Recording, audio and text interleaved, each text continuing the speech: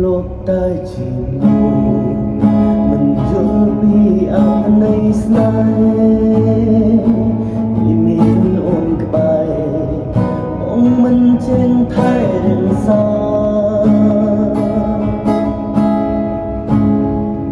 វាបាត់បង់រងជីវ៉ាទើបមិនដឹងថា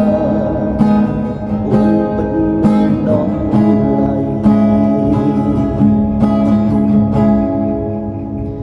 មេឃប្រៃងង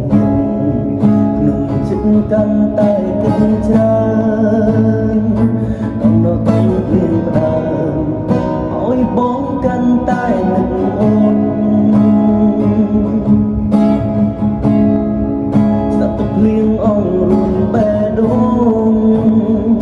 ថាបានមើលថែអូនតែគ្រប់យ៉ាងត្រឹមក្តីស្រ